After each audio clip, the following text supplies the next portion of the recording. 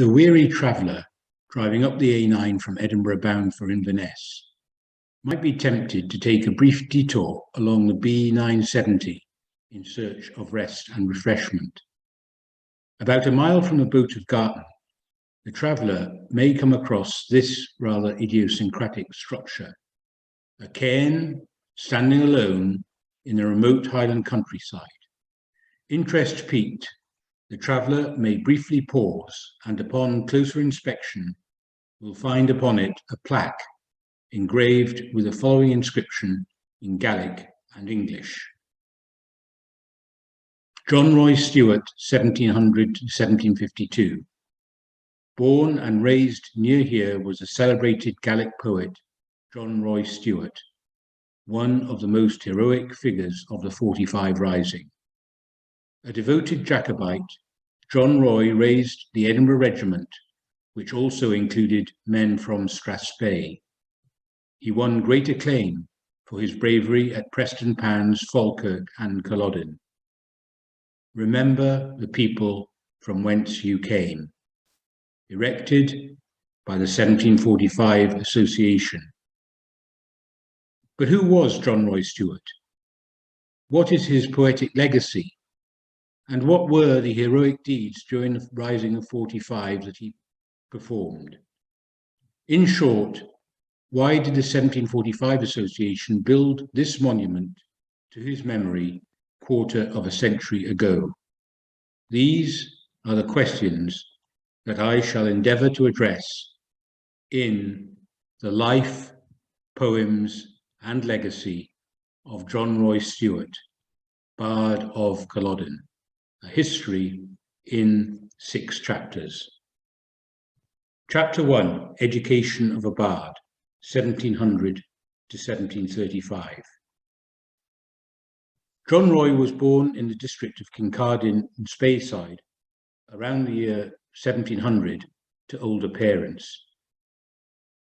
They were both on their second marriage, having been widowed, and it is reported that his mother was over 50 when he was born, which, if true, is a remarkably advanced age for a woman to have given birth to a healthy baby boy in the year 1700.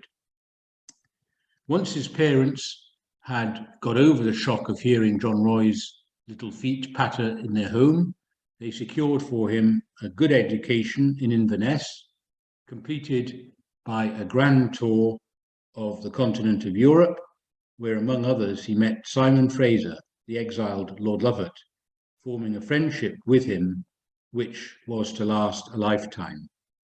On his return to Scotland, he was commissioned as an officer in the Scots Greys and also developed as a Gaelic bard. I'll make 5 general comments about John Roy's poems by way of introduction.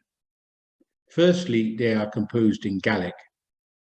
The only exception is John Roy's Psalm, which was in English. The fact that they were composed in Gaelic explains why they're not better known today, because few people today speak Gaelic.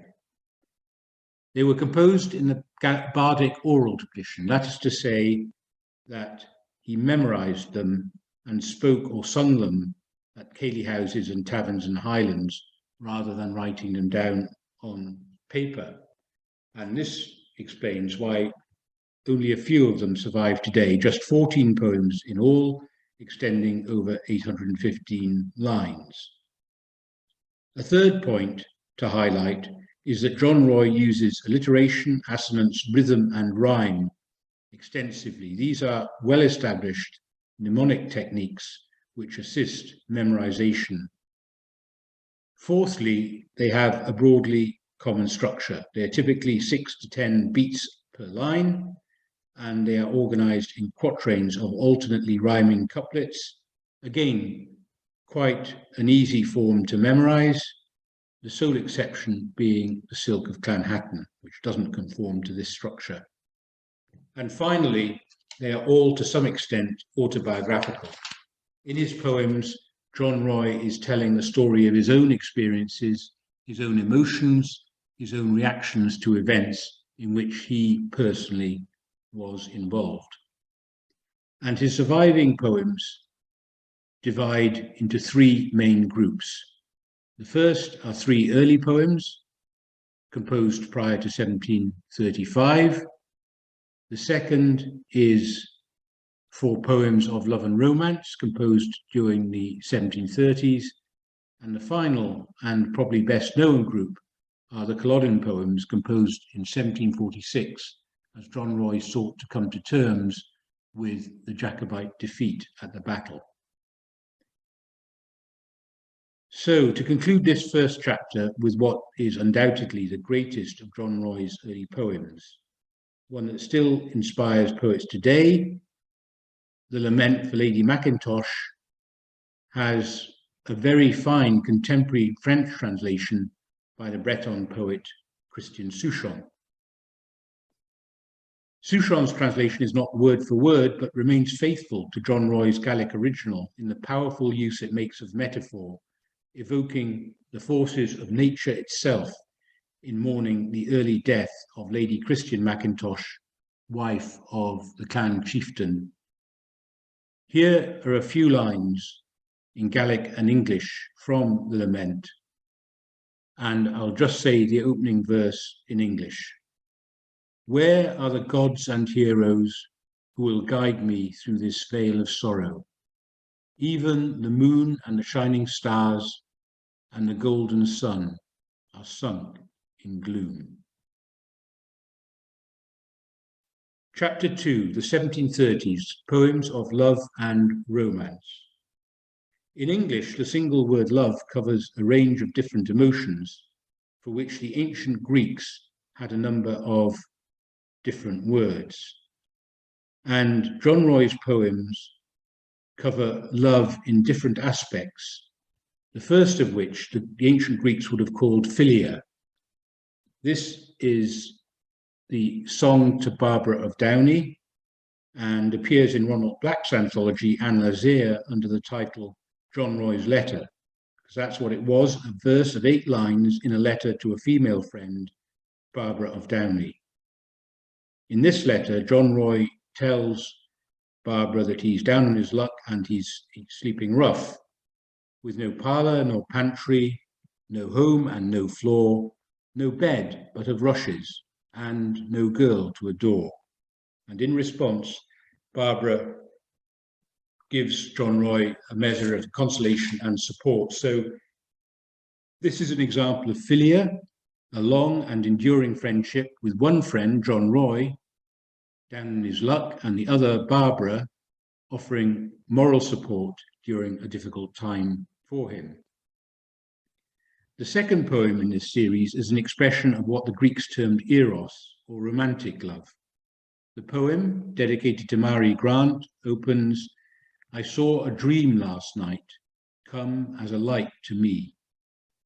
John Roy is clearly infatuated with Mary, and the poem continues in like fashion, with the dreamlike vision continuing to haunt John Roy. In the 8th verse, he says that, I saw a dream of a maiden shine like a sunbeam on me.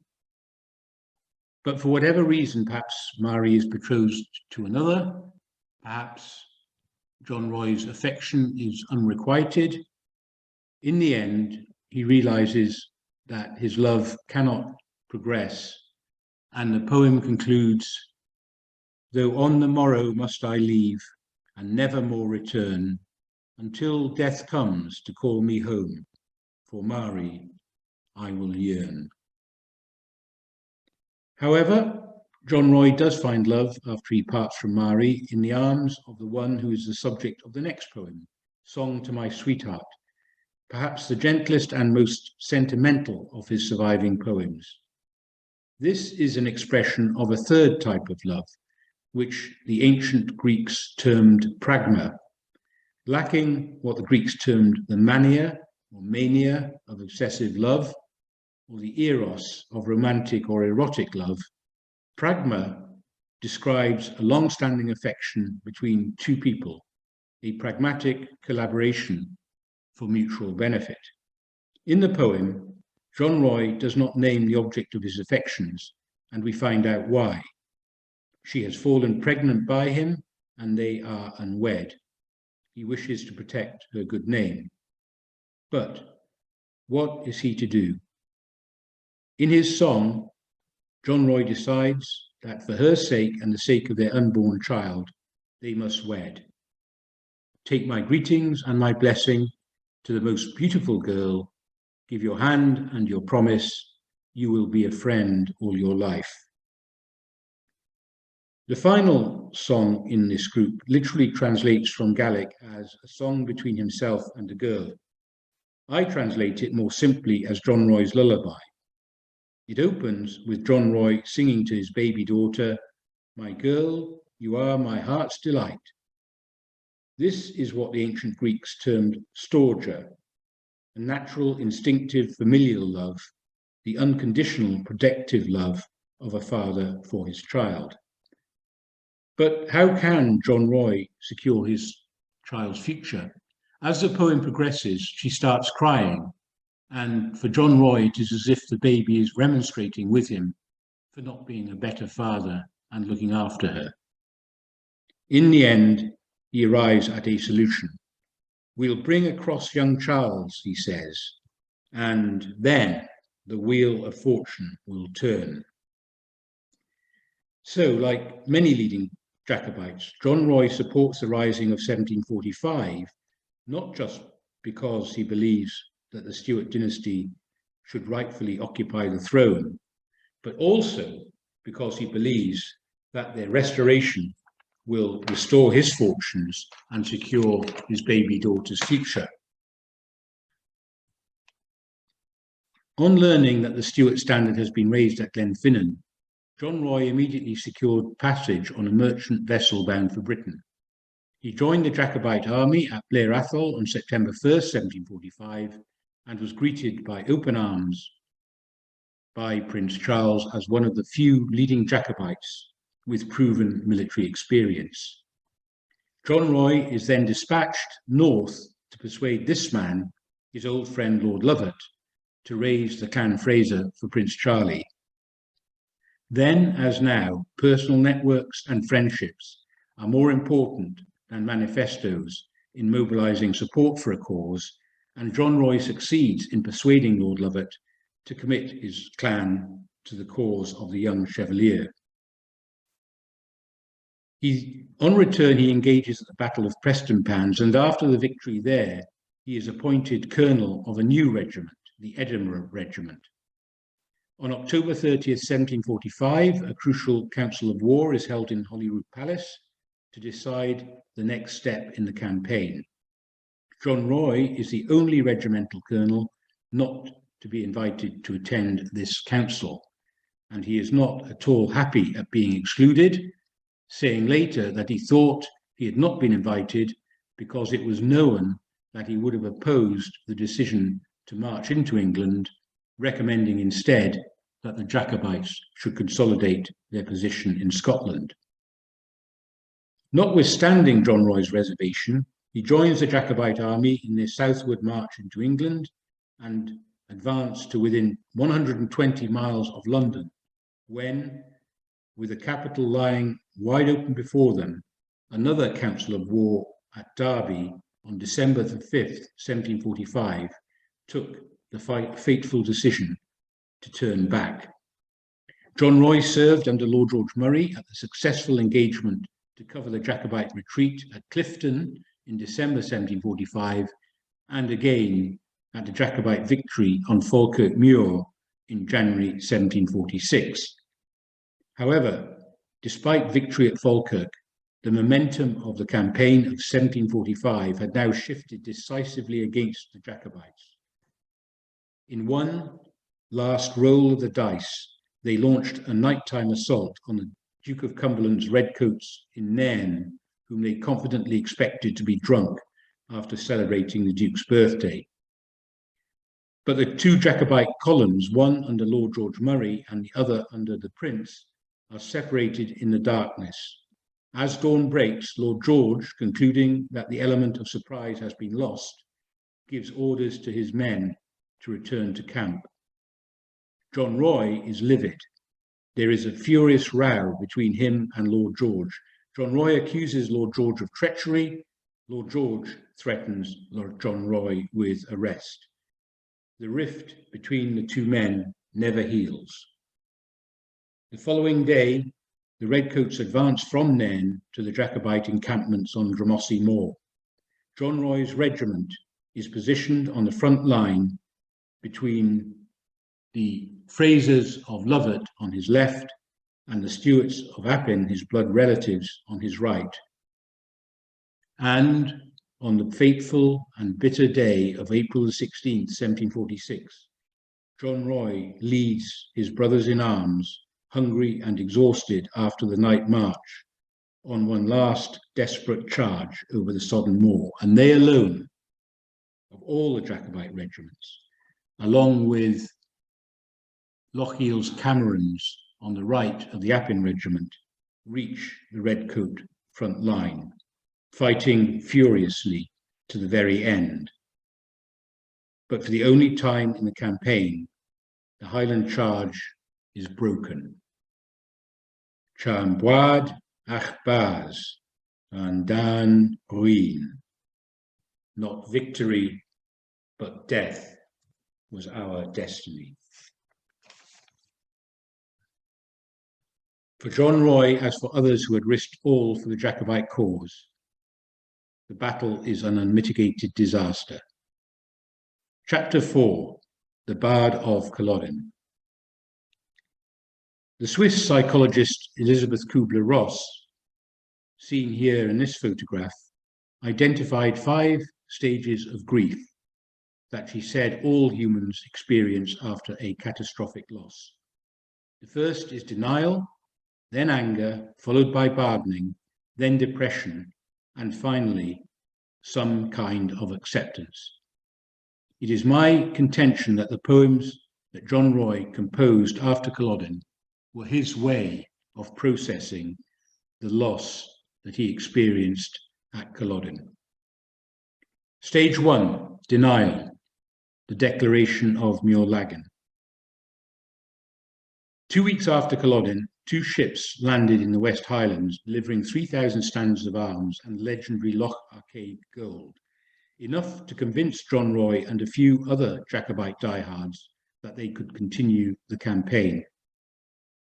So they signed up to the declaration of Muirlagan with a ringing declaration to commit to the cause of the Bonnie Prince, and I quote, "all the able-bodied men every one of us can command," unquote. But few were willing to join a new effort. And then even John Roy could no longer deny that the campaign is over, at least for the time being. He heads for the hills of his native Strathspey and vents his frustrations in Culloden's Day of Dust, probably the least known of John Roy's surviving poems, which appears in no anthology of which I'm aware, and perhaps with good reason. Frankly, it is not very good. It is not so much a poem as a prolonged rant against the Duke of Cumberland and denial of what has happened.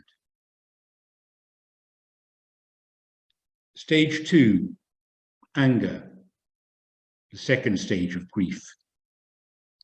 The Silk of Clanhattan. Anger is a dominant theme of the second poem in the sequence. The Silk of Clanhattan, sometimes known as Another Song on Culloden Day, which opens, "I am in utter torment. My spirit has fallen to the earth and tears teem from my eyes." This is no mere poetic artifice written from an academic ivory tower or the traditional garret attic of the impoverished bard. This is a cry of angry despair, uttered from the depths of the soul of a man whose world has come crashing down around him. The Silk of Clanhattan is not so much a poem as a series of staccato sobs, whose fractured and fragmented structure, in stark contrast to the ordered quatrains of John Roy's other poems, reflects his own psychological disintegration at this time. And his greatest anger is reserved for William, Duke of Cumberland. May William, son of George, be as a tree without leaves, without a twig, without a branch, or even shoots of a branch. May your hearth be bare, lacking wife, brother, or son, without the sound of a harp or candlelight. Even 3 centuries later, the contempt and bitterness that John Roy feels for the butcher is palpable. The curse visited upon the Duke in the Silk of Clanhatton did indeed come to pass. Cumberland did die unmarried and childless. His military career after Culloden, one of failure, his reputation in tatters as the truth about the atrocities committed after the battle come to light. However, this is a very dangerous time for John Roy. If he succumbs to the anger and despair of the Silk of Clanhatton, then his ultimate fate is inevitable, capture and death, and not the swift death of a warrior in battle struck down by the stroke of a sword or the shot of a musket ball, which he had faced many times, but the most agonizing and humiliating death devised by man, by hanging, drawing, and quartering. And so another emotion begins to overwhelm John Roy, an emotion even more powerful than anger, fear, and a fear bordering on terror. We know this because in the one poem John Roy wrote in English that survives to this day, John Roy's Psalm, the words, "I shall not be afraid," are repeated twice in the opening 2 verses. He is like a child in the dark, using the power of autosuggestion and repetition to overcome his primeval fear. In his superb rendition of John Roy's Psalm, the American songwriter, folk singer, and music historian Charlie Zamm gets into the psyche of the Jacobite colonel. As the psalm progresses, we can almost hear John Roy's shattered nerves begin to steady and a fragile confidence begin to return. He appeals to his God to save him, and he strikes a bargain. He will choose life over death as long as his God protects him. Yet, despite the bargain he has struck, John Roy is not restored to the devil-may-care troubadour of his younger days. His next poem, John Roy's Prayer, is another conversation with his God, his only companion during the long days and nights he spends alone on the run in the mountains. John Roy is clearly still feeling very sorry for himself, but he is past the utter despair of the Silk of Clanhatton. John Roy's Prayer, composed in 12 4-line verses of alternately rhyming couplets, opens as follows. By a streamlet tired and worn, the good Christian John Roy sits alone, a warrior weary and forlorn, in wretched spirits with a fractured bone. John Roy is passing through the 4th stage of grief. He is depressed. Chapter 5, Acceptance, the final stage of grief. Is Latha Chuilodair the greatest Gaelic poem ever composed? John Roy's depression only really starts to lift when he is reunited with his prince in Cluny's cage at Ben Alder and sails with him to France and to safety on board the Hereur on September 20th, 1746. It is during this period that John Roy composes Latha Chuilodair, the Day of Culloden, which is clearly influenced by his conversations with the prince during this period, mirroring as it does the prince's views on the causes of the Jacobite defeat. And it is my submission that the Day of Culloden, John Roy's last and most complete poem, merits consideration as the greatest Gaelic poem ever composed. Why? What makes a great poem? It should fulfill 5 criteria. Firstly, it should be on a great theme. And what greater theme can there be for us here in Scotland's capital, Edinburgh, than the matter of Scotland's itself, emerging like a phoenix from the ashes of the 45 towards a higher world. Second, a great work of literature, whether it be prose or poetry, must express deep emotions, as the Day of Culloden does in expressing John Roy's profound grief and his mourning for the fallen, and perhaps also his mourning for the passing of the Highland culture and the Gaelic language. Thirdly, it must be beautiful in form and language, with the poet's emotions conveyed in a way that is rhythmic, elegant, and coherent, as the Day of Culloden is a much more controlled and balanced expression of John Roy's feelings than his earlier poems on the battle. Fourth, a great poem must reveal a profound truth. The truth that John Roy reveals in the Day of Culloden is not a balanced historic truth, as might be reported by a reputable historian or journalist, where every source is checked and every statement independently corroborated. It is a deeper existential truth of the world as it is seen in the consciousness of John Roy, through his mortal peril at the very heart of the fighting in the last battle on British soil, and, let us pray, the last battle that ever will be fought on British soil. And finally, it should transcend time and place to touch the heart of those who hear it in a different age and across far distant lands.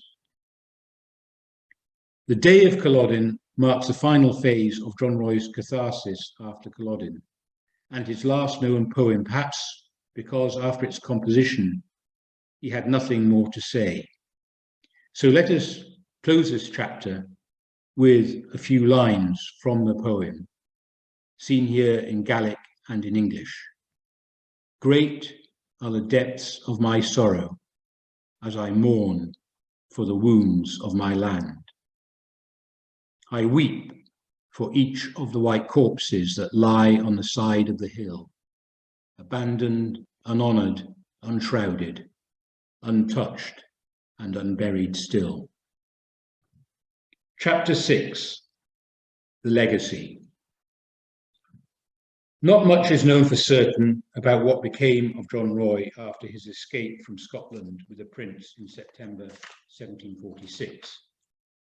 Some say he died as early as 1747. Others say he faked his death to cover his intelligence activities as he sailed back and forth between the continent and Scotland. Some say he became a sort of Highland Robin Hood, a constant thorn in the side of a repressive regime, always ready to help the poor and dispossessed. Others say that many of these stories were elaborated in the ceilidh houses of the Highlands to add lustre to his legend and raise morale at a difficult time in the Highlands. Some say he was the model for Alan Breck Stuart in Kidnapped. Others maintain that he was, at best, only one of many influences on Robert Louis Stevenson's characterization. But however he was portrayed, and whoever is portraying him, John Roy is invariably represented as a courageous patriot whose spirit is never vanquished. Why should the heart yearn, wonders William Neil's exiled John Roy Stuart. Why should the heart yearn for the drizzling crags of home and the poor hovels that scatter the heather on the damp mists of the west? A country of drovers, vendetta and harsh words, of an old and dying poetry of forgotten heroes. And what in these brown glens or in all Scotland could buy the elegance of one Parisian street? Now that the walls of Dunedin of the Kings no longer are defence, the last battlement is the hedge of my clenched teeth around a tongue that carries the rough Gaelic of Strathspey. This is the poor excuse, the last defence, that turns my face to the rain and breaks my heart.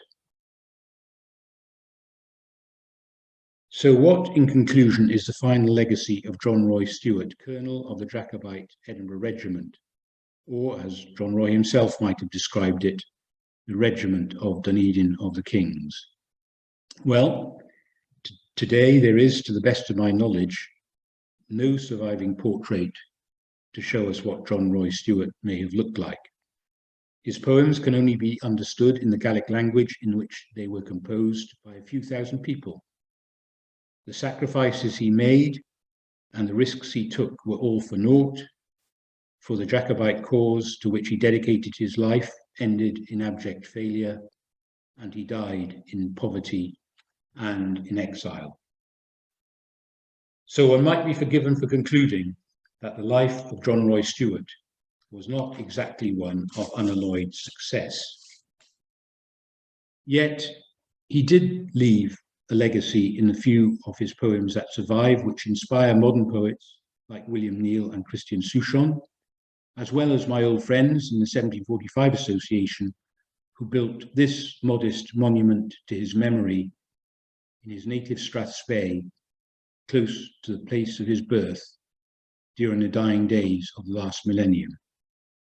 The spirit of the die-hard Jacobite partisan still touches those who, like him, have suffered traumatic loss, or who are living in exile from their homes, or who have stumbled somewhere along the boulevard of broken dreams.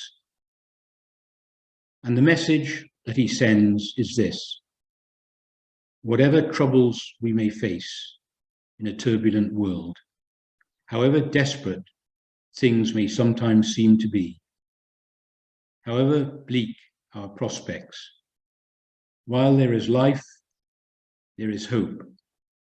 And while life and hope endure, we can never be defeated.